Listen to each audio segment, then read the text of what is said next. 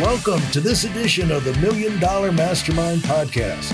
This is where we pick the brains of high achievers from all walks of life and get their hard-earned, real-world insights on winning.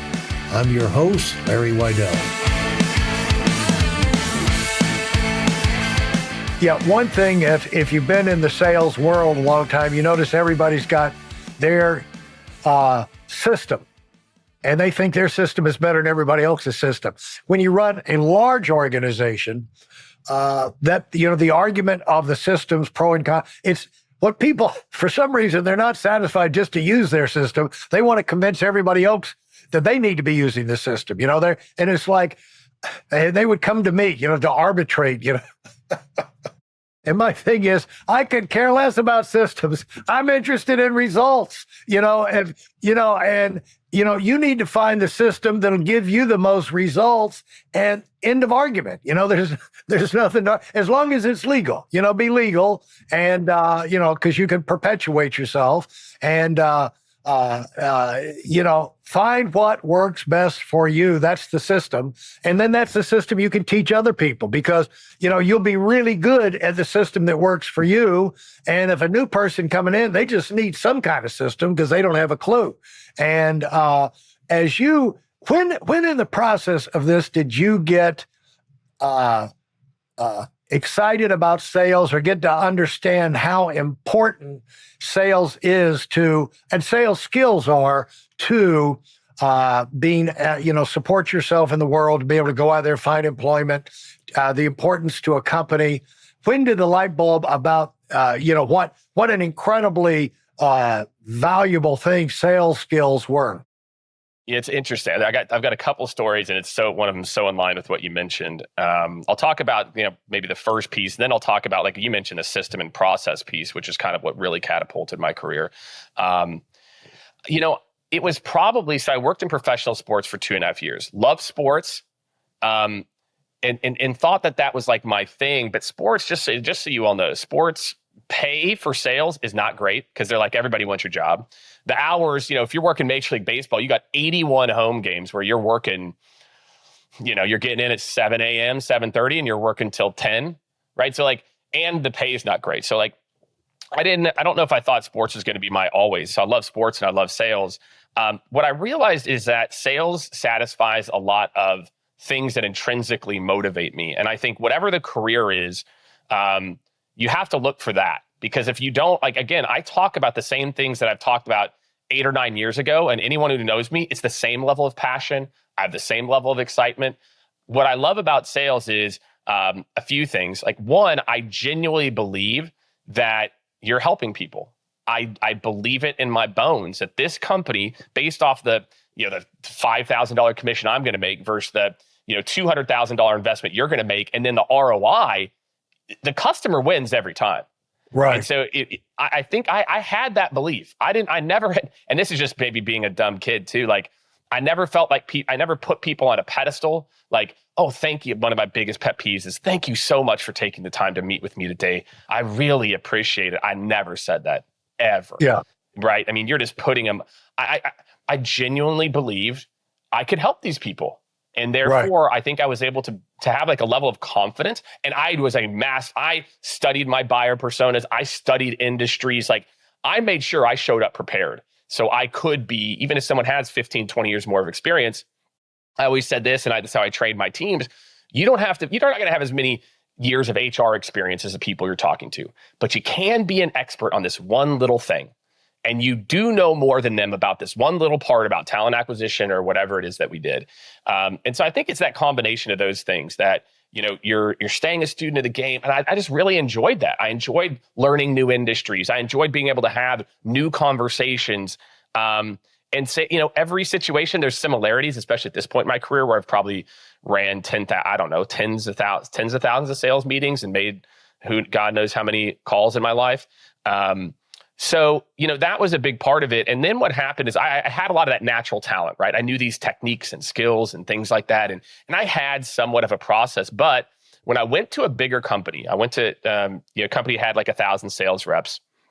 Actually, the same manager I mentioned before, who kind of gave me an idea of goal setting. I was in a training class, and I think there were 10 of us or something. And I hadn't sold anything. I was like the second to last person. And I'm like, I am God's gift to sales. Like, how is this not happening? And my boss's boss, Evan Ross, he listened to one of my calls and pulled me in the room. And he said, Jake, why aren't you following the script? Like, why aren't you following our process? And this is when the whole kind of real process, like light bulb came on for me. Again, I was good at borrowing like techniques, but I didn't have a system. Let's put it that way. Right. And he goes, Jake, let me ask you this. And I'm, so I get my spiel about scripts and process and all this stuff. And he goes, do you think we're stupid? I said, well, no, probably not. He goes, Jake, do you think we train 1,000 people on a process that doesn't work? And I'm like, probably not. So I'm like, you know what? Whatever I'm doing, it ain't working. And so drank the Kool-Aid. Next month, closed $60,000 in new business. And I was like, holy crap, sales is a process. So then I had like all this like new appreciation. So I love the techniques and the helping and learning about businesses. And then I realized, wow, there are steps in a sales process that you can actually focus on and execute to continue to improve your close rate by getting better at this part of a system or process. And so it was really that 4 years that I kind of learned this idea. And then that's why, Glassdoor came knocking in the early 2010s. And I've only told this story a couple times. I was 32. How old was I? 31, maybe something, 31. I went and interviewed. They already at the late stages with a couple people. I got the offer letter. They had a guy's name. They forgot to delete it.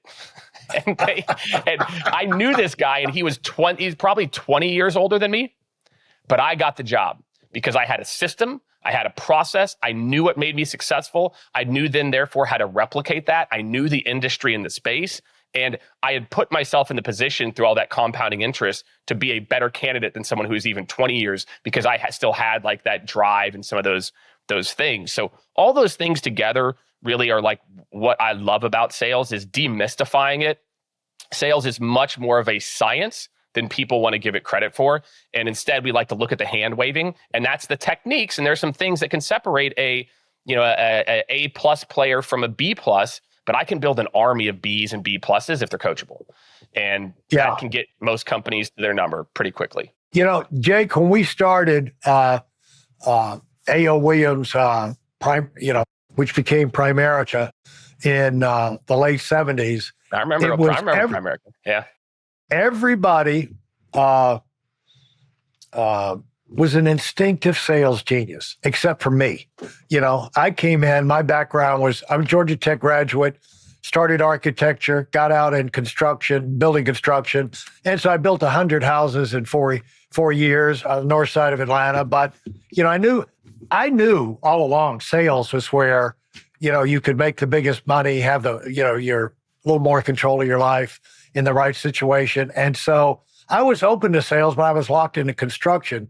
And so when I went into, when the economy went down early 70s, I said, I got to get in a better industry than construction. This sucks. It seems to be people going bankrupt on 7-year cycles, And in 7 years, they go through the whole cycles of get married, have kids, join the country club, buy the new house, go on the big vacation, and then they go bust. Now it's divorce, lose the house, lose everything, and then think the market changes again. I said, I've got to be able to where I can focus on things, and I don't have to worry about the oil embargo going from the Mideast, and so financial services came on the radar, and sales and financial services seemed to be a great mixture. But this company, the concept of buy term and invest the difference was raw and new at the time, even though all the consumer people were endorsing it. Nobody was doing it because all the insurance guys could make more money selling whole life. And so we went in there with that new concept, and everybody else was just like an instinctive genius. I swear, Jake, it was like it was like a magic show. I'd watch them make a sale, and it was like as if they were angels dancing on the head of a pin. And when it was over, they danced long enough, and then the heavens opened and the checkbook came and a sale was made. I had no clue what was happening. But step by step, I started to unravel it. And I unraveled it by recording them. Yeah, exactly. Taking the mystery out. I recorded the suckers, and then I would go on my, a cheap drugstore recorder, cassette recorder, and 29-cent cassette tapes, and I do longhand outlines, and then do I short outlines, and then I make it a one-word outline, and then by that time, I never need to look at the outline again. I knew everybody's sales pitch, and I took the mystery out of that. So as a result, I think you can relate to this. The harder it is for you to learn something, the better you're going to be teaching it. That's it. And I'll tell you what separates leaders from the people that excel is they know their process. There's a lot of sellers, and you touched on this. It's called unconsciously competent. They actually have a really tight process, and you figure that out, right? From listening, and you're like, they do this, boom, boom, boom, and you put the thread together. But that's why you see so many people get to sales manager level and never go further, or get to a VP of sales and never go to a CRO. Is they don't understand those repeatable systems that you need to be able to build to scale yourself, and also just understand the parts of yourself that are unique that other people can't scale. And so, what can you do to build in the parts of that are scalable? And that's, every organization's got to figure that out. Obviously, it's a lot of the work that we do with companies is helping them to figure that out and pulling out of people's heads the processes, like you mentioned, that already exist or exist in, a fragmented way, and, putting it together in a process that's easy to execute, and the systems that they can, track and optimize. For those of you who are sick and tired of fooling around and are dead serious about wanting to move up fast, I've got something especially for you. I've combined the best insights from over 40 years in business and making $70 million in income and compressed them into a free webinar. That's right, it's a free resource. If you want to find out exactly what the concepts are that I use in coaching million-dollar earners, register now at WeidelOnWinning.com. You'll discover the 5-part framework used by so many to reach their financial, personal, and professional goals. You can find that link in this episode's show notes.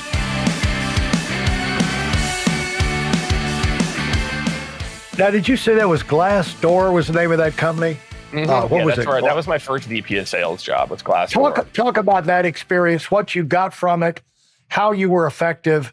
You've already talked about having a system, and what you got out of that. How did that change you? How did that inform you? What skills did you get there that you didn't have before? Yeah, it's interesting to reflect. I didn't know what I was getting myself into in retrospect. I was employee number 20. I didn't realize who we had raised money from. And who was sitting on our board. The chairman of our board was a guy, Rich Barton. If you guys don't, Rich Barton founded it. He was at Microsoft, spun out, founded Expedia. Then he founded Zillow. And he's sitting right here in the board meeting next to me. Then I had sitting right here in the board meeting a guy that some of you might know by the name of Gurley. He was all over. If you watch the Uber documentary, that's him, VC of the year multiple times. I had all these people, the guy who started TripAdvisor, he's sitting here. I did not know what I got. I was right place, right time. Now, I'll say I put myself in the position to be there. Right. And what I was able to do is quickly bring the process and system that I had built, working at a bigger company to that smaller company. And because of that, I was quickly able to scale revenue faster than most people. And because of the other things I didn't know, I had access to money, we weren't going out of business, right? This wasn't one of those startups that's like two dudes in a dream in a garage. These are some heavy hitters that I'm sitting next to, and I didn't know any better. And so I think, what it did for me was it allowed me to do things, take the process, take the systems, and put those in place. The biggest mistake that I made that I don't really think about it too much anymore is I didn't do a good job of, I realized I didn't know the limit to my skill set. And so I didn't go out and talk to the guys and women who had been there and scaled the company, not from 0 to 20 million, but 20 to 100, and go get an army of those people. Hey, what should I do next year? Going back to my process of ripping off other people's best practices. I didn't do that, and because of that, I struggled to be a good teammate in our leadership team, because I grew up in this environment. The previous company, sales was God, and if sales wanted to push product to do something, product would do it. But when you get up into startup land, it's a little more sensitive, engineering and product and all this. And I didn't get the right people in my corner to where I could scale with the company. And that obviously should have been like step one. Like, I never thought I'd start my own firm ever. Now we're 35 plus people and all over the US and Europe. But what happened is then I went to my next startup. I also struggled again. I crushed it. We took that one from 1.5 to $4 million in revenue in under a year, with like a team of 6 or 7. At Glassdoor, we scaled from 0 to 40 people in 16 months. And then realized, why am I doing this for other people? I have a very unique skill set that I can build and scale repeatable sales engines.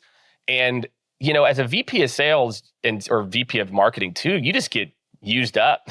They're like, okay, you've had a good run for 2 to 4 years. Now we're going to go get this other person. And yep, you've had a good run. Now we're going to go do this. And that was really why I ended up starting the company too. Is so I learned a lot, and there's a lot of these things that made me successful. But what I also learned is that, I never once until I did it, thought I would start my own company. My wife can tell you, but after the kind of was in that second role, I'm like, I think I should just do this myself. Like, why am I going and lying in these VCs pockets and all these other people? Like, I'm the one with the IP here.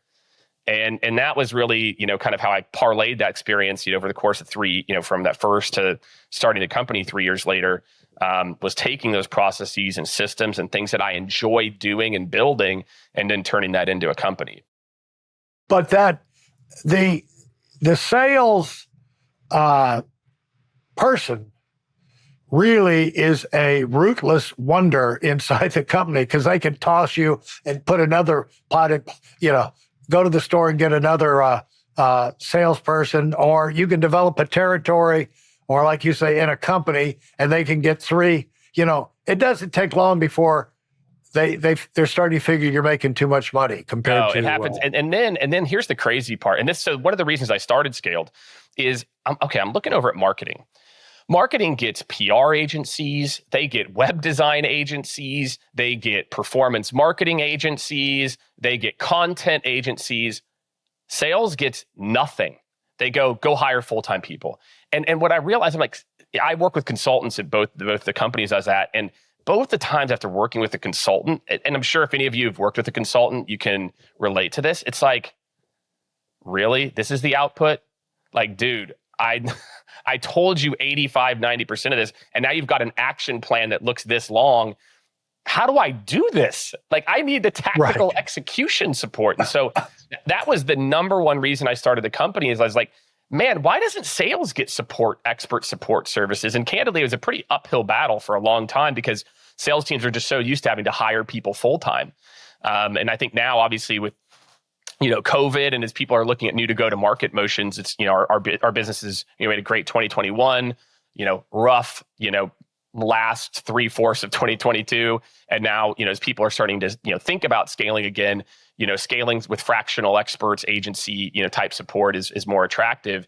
But I started the company because I saw a need, and, it's probably just a little too far ahead in retrospect, or maybe I didn't.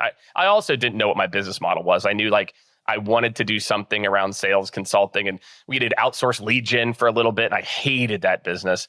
So we got that business from 0 to $1 million in like 9 months. And then I'm sitting there in San Francisco with a guy who has been with me now for 8 years. And I go, what do you think of this part of the business? And he's like, I hate it. And I'm like, I hate it too, man. I'm like, let's kill this. Like, let's kill this thing. And so we sold off customers to our competition, and, converted a few to consulting. And, the first part of the business was that. And I tell everyone who asks me, the question about the early years, it's like, what I did wrong is I I think part of the curse of being good at sales or these processes is I can imagine anything. And then when you couple that with a consulting firm, which means you can technically kind of do a lot of different things, I didn't have a very clear vision early on.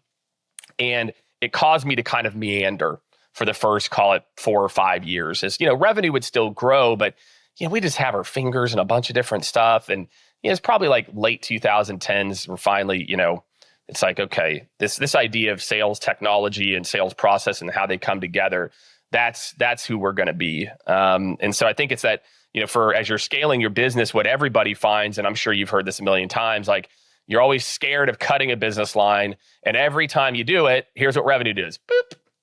Yeah. Every time you cut a business line that's a distraction, revenue goes up. And it can be hard to know that whenever you're in the thick of it. But that's a little bit about our journey in particular. Thanks for listening to the Million Dollar Mastermind. If you felt there were any valuable takeaways from this episode, please take a minute and leave us a 5-star review. Your feedback is important and really helps us get the word out to a wider audience. Remember, we have a valuable webinar that is absolutely free. Register for it right now at weidelonwinning.com. Thanks for listening.